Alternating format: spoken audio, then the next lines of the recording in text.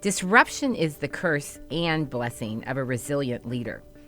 Everything is changing at the speed of light thanks to innovation. It continues to propel new thinking and new ways of doing things. It is also a constant source of risk. For the leader responsible for preserving and protecting their business from the known and unknown risks, there's no doubt the chief audit executive has to be resilient. But in today's world, what does it mean to be a resilient chief audit executive as the role continues to expand? I had the incredible opportunity to interview Brandi Thomas, a leader in internal audit with an impressive resume spanning the transportation, technology, and manufacturing sectors.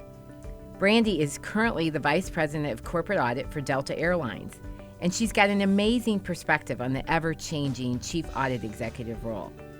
She's been through organizational transformation and disruption, and her journey unlocks fresh insights and what happens when the stakes and expectations are higher. Picture me hunched over a spreadsheet all day, and that's what I do. But truly what I do is I collect information, data, dialogue to create a compelling case for change. Welcome to the Resilient Podcast, where we feature resilient leaders, real insights, and unfiltered stories. I'm pleased to host a new series of stories from resilient chief audit executives and explore how many have found they must transform to drive real value. My name is Sandy Punman, and I lead U.S. Internal Audit at Deloitte.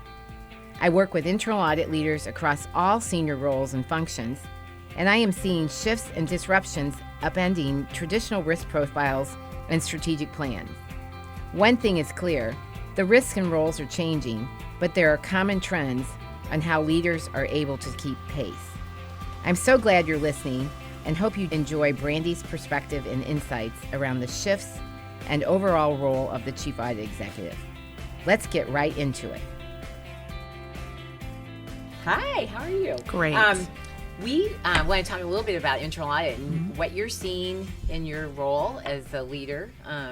And so what are some of the hot topics that you're seeing in internal audit these days? Right. So if I think about two topics that are very, very important to me and really follow the line of my career journey, it would be disruption and transformation. And at the company that I'm at, we're going through that all at once, right? We're disrupting ourselves internally in terms of rethinking our business, moving from traditional transportation to a trusted consumer brand. We're on that journey, right? Mm-hmm. And to do that and to change the way people think about us, we really have to transform not just what we do, but how we see ourselves. So what's internal audit's role in all of that disruption and that transformation? What's the role? Right. So I think the risk profile changes of a company as they're going through disruption and transformation, whether it's internally focused or externally sort of put upon you. And I think that there's a very specific set of risks when it comes to beginning to act more like a startup. And so what that means to me is the desire to want to go very, very fast and think about risks in the rearview mirror to say, oops, we should have probably done that. It is also around enablement, right? So if I think about companies like mine who've been around for a while, are we invested in the infrastructure to support who we say we want to be? So we could, and especially as we move closer to those strategic decisions, I think we just need to unpack those and say, are they filled with optimism? The answer is always yes, right? Business people are always risk takers and optimistic. But second, have we been mindful about all of the risks embedded in that business? So I think if I think about the risk profile of companies through these two activities, disruption and transformation, it's really linked to the long-term plan, right? And it's connected to a business condition that makes the business more aware of risks or prone to try to overlook them. So as a leader in internal audit, I mean, how are you helping change the view and the role of internal audit? Because you've been in some different types of companies, and so you're talking about transformation and disruption, and what's internal audit's role in that, and how are you helping to lead that transformation? Right. So I think it's in my specific company where I am right now, it is by building relationships that weren't always necessarily there. And so my company is very early on in developing some of the long-term strategic processes that have probably been embedded in companies for a really long time. And so if the process is new, having internal audit at the table seems revolutionary, right? And it's about pressing forward and maintaining those relationships so that you can understand what that long-term strategic plan is as it unfolds, and you can ask the right questions. We were, just in a session with Deloitte today, and it was a very interesting conversation about technology. And one of the comments that was made by the speaker was that you don't necessarily have to be technical just to ask really good questions. And I think that's part of the journey, is being connected to those conversations and just asking really good questions, because the default position is going to be, who are you and why are you in the room? You might not belong here as internal audit. Don't you do the finance stuff? Go hunch over a spreadsheet somewhere. Right. And if you can convince the business to give you that one chance and show up with those great questions, you increase your chances of being invited back to the table. Right, and that is really changing the role of the chief audit executive, right? It really is. It really and truly is. How is that transcending into your talent in your team? Are you hiring different types of people than maybe we would have hired in internal audit 5 years ago? Or? Oh, absolutely. I think the stakes are higher, and so the expectations are higher. And when I'm looking for new people for my team, I'm looking for people who understand the operation or have that innate curiosity, right? That's the table stakes. But it's helpful in my role if you understand something about the operation. But in addition to that, understanding operational and financial linkages, and then very, very importantly, understanding the technology that supports that. And so we want you to be a bit of a jack of all trades. You don't necessarily have to know how to code something or how to write, Python scripts and things like that. That's useful and helpful, and we have people on our teams. But to be able, think about what it takes to sit at the table at a conversation about a strategic plan, right? It is really understanding those things, right? Is how does that strategy affect the operation? Are we going to make money doing it? And do we have the technology to support and enable it? And woven throughout that is that process, risk, and controls mindset. So we are asking a lot of our team members, and if it's not all in one person, we need to make sure that we have a combination of skill sets to be able to complement and enhance those conversations. So I'm sure you're hearing a lot from your audit committee and from your C-suite about all the change and everything that's going on. How have you dealt with all the varying expectations of the different stakeholders, what they have for you personally and what they have for your organization? Man, if they were only perfectly aligned, right? they are not? Right, really? Right. If they were only perfectly aligned, I think it's constant communication. I don't know that they will ever perfectly align. And I support that to an extent because it keeps you on your toes.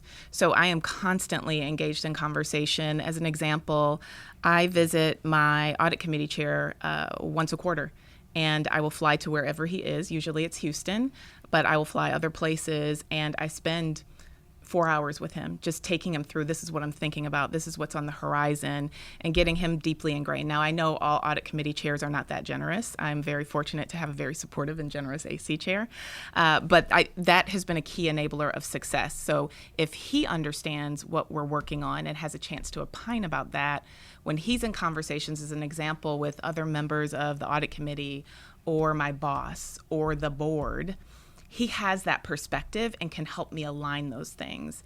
As far as stakeholders in the business, their expectations of my team are different depending on how mature their processes are and the level of process, risk, and controls mindset that is embedded in their teams. And so I think varying expectations in terms of how internal audit can support is going to be a very normal and natural part of doing business, I think as internal audit professionals, we have a fiduciary responsibility to make sure that we're maintaining the things that we know that we need to maintain, and our ability to flex on independence varies just depending on the industry. I don't work in financial services, and so sometimes we can be a little bit more bent on the advisory side, as an example, than they would be. How are you approaching innovation with your team? Yes, so important.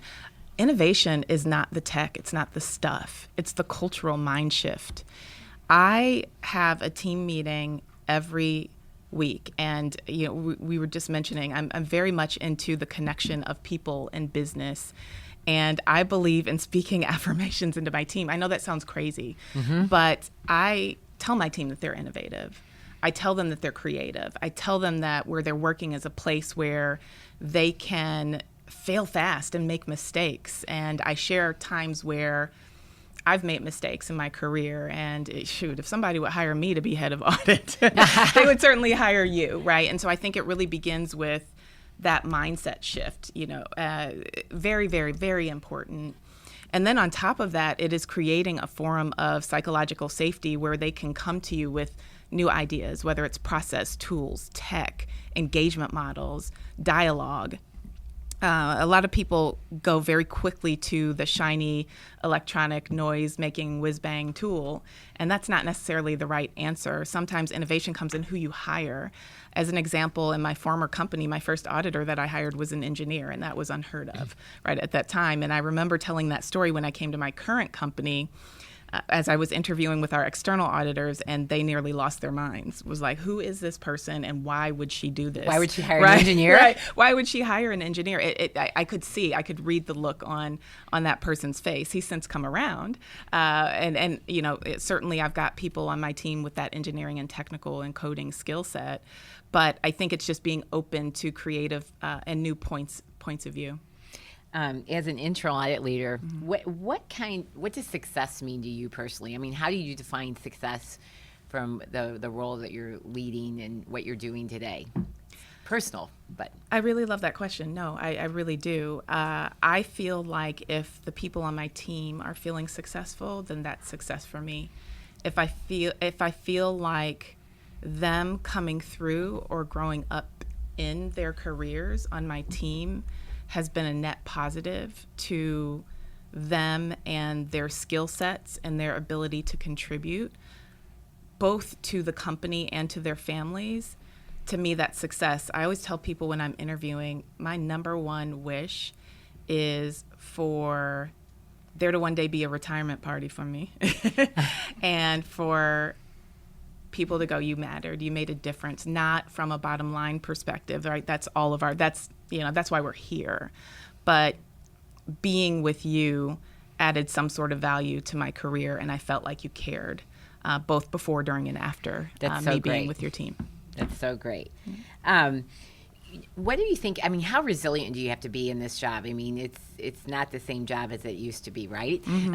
What do you think a resilient chief audit executive and a leader means today? Yes, I think that being resilient starts with being out front and being very connected with what's new now and next, and being able to distill that and sell ideas for how to do things different and I always tell people the best way to understand our job, because we understand our job, but people out there, the way I describe it is to say, you might picture me hunched over a spreadsheet all day, and that's what I do.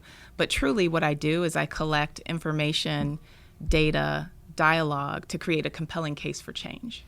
That's what that is. That's great. That's the long and the short of it, right? And you could really fit anything that we do very neatly into that bucket. And so you asked about resiliency. If you are doing that, a lot of times you are going to be one of the few voices that is speaking on a matter very early out. And you can't get discouraged when those thoughts are not met with immediate acceptance, right? It's almost like being an actor and constantly going on auditions. You got to get used to rejection a little bit, right? Right. And in this case, it's being able to persevere through that, and then also being able to support your team as they try things and they don't go as planned and as expected. So, resilience is about living to fight another day, or living to advocate, let's say that, another day to me. What advice would you give a new chief audit executive that's coming into their role for the first time? Listen, you're super smart, but listen, your organization has a lot to say. And I think if you take the time to listen and then get in a quiet space and put all the pieces together of what you've heard, at minimum, you'll be able to serve better. Your job is as a servant to your company. I feel my role as chief audit executive is really the doctor, the therapist, the of the organization, therapist, yeah. right? We listen to challenges and we try and find solutions. And then the second thing is to don't fall in love with your own intellect. Get obsessed about your customer, right? So much transformation that we've seen in our profession and in business and has been based on thinking and being thoughtful about the end user of whatever process improvement you're trying to put in place. Now, we need to balance that with making sure that it truly addresses the risk. We're not braiding each other's hair here. We're trying to get stuff done. But at the same time, if you can demonstrate that you understand truly what the challenges are, all boats rise. You're going to come to a better result. Any thoughts on integration between like enterprise risk management and internal audit and the 3 lines of defense? Any thoughts on that? Yes, I'll start with enterprise risk management and internal audit. So I do own enterprise risk management. I have recently re-inherited it. So that's as of probably about a month ago. It came back to me. And I think it's a very important connection. I think that there could be some initial concerns around independence, and the way that I look at the combination of internal audit and ERM is that me owning it is really a facilitation role. It's not my job to say what the highest risks are of the company. That should really be a company exercise. And so the facilitation goes back to sort of asking really good questions, being the one to collate the data and interpret it, and to be able to really understand what those mitigation plans are. So I think that there's also a lot of efficiency in being able to tackle conversations all at once. And so this year, for the first time, even before I owned it, I invited our enterprise risk management leader to participate in what we used to call the audit planning meetings. But no, it's really the risk assessment process out of which ERM comes, out of which the audit plan comes, out of which compliance and training and things like that come. So there's a lot of, I think, benefit and synergies in that part of the question. And then what was the second part? I do think that there's a lot of crossover between them, and that you may do the one risk assessment, satisfy many, and really have different outcomes. You don't have to do a unique risk assessment for each of them. But 100% any other correct. thoughts on, the independence, and you don't have to have that bright line. No, right? and I don't believe in the bright line. I believe that keeps internal audit teams not focused on what matters most to the business. I think that the 3 lines of, so where I am right now, the second line of defense doesn't really exist. We see that a lot. Yes. And so it's really 1 in 3. And so where we've really played a role is influencing teams to build second lines of defense. So we've currently stood one up in our technology, our IT team. We just stood one up in our HR team, as a matter of fact. Like IT governance? Or Yes, right, IT governance. And then on the HR side, just from an HR governance, and there's a lot of risk in that area, that side of the house. And as a result, there's been a lot of pull on my team for that skill set. The one thing I think, and I know this was about the 3 lines of defense, but the one thing that I would say to, you asked earlier about CAE early and on in their role, is do not underestimate the process, risk, and control mindset. It is a rare and critical skill out there. It is something that businesses, companies, organizations need to have embedded into their processes. And we were grown up and trained to think that way. And so I think that we cannot underestimate what we bring to the table. It's easy when you can do something so naturally. If you can dribble a basketball without thinking about it, you go, what's the big deal, right? And I think that we tend to underestimate what value that brings to the table. So I feel like we should have a little bit of a swagger about that. Great. If you look out 3 to 5 years and look at the future of internal audit, What do you think is going to be happening? Right. Wow. I hope it's totally different. I really do. I hope that people with that variety of skill set are CAEs. I think that there's tons of value in that public accounting training and that skill set. I also think that there's tons of value in other skill sets coming to the table and having a point of view. Sandy, as you know, I'm a fashion girl, and all the best come out of collaborations, right? Right. They come out when Nike collaborates with Off-White. That's a beautiful thing, right? So I think that when we can bring different skill sets into that risk management mindset, then risk management no longer is a thing, right? It's just something that people do, and it's embedded in the way that they do business. So that's what I hope we will be moving toward in the next 3 to 5 years. Any other thoughts or hot topics that you think we should address? I think internal audit is the best kept secret. I love what I do. I do too. Yeah, right, Sandy? And I think that the more that we can expose young people to what this truly is, I think the better for the profession. I think about, over the course of my 23-year thus far career, internal audit's taken me from manufacturing to manufacturing that serves tech to tech, and now to transportation, moving toward a consumer brand. It's a pretty incredible profession, and you can do anything that you would like to do. So yeah, if you're not a technical person or an engineer, but you like to geek out over technology, go do internal audit at a tech company, because you'll be around that and you'll be absorbing that and contributing to that every single day. So I think what we do is pretty great, and I think more people need to know about it and do it. Thank you, Brandi. Thank you, Sandy. Wow, that was powerful. Thank you for spending the time with me, Brandi. So many insights and memorable takeaways. Your adaptability to shift with the needs and expectations of internal audit function really impacted me.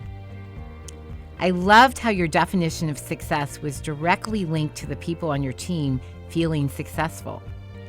If we can empower others, we can do the same for ourselves and our organizations.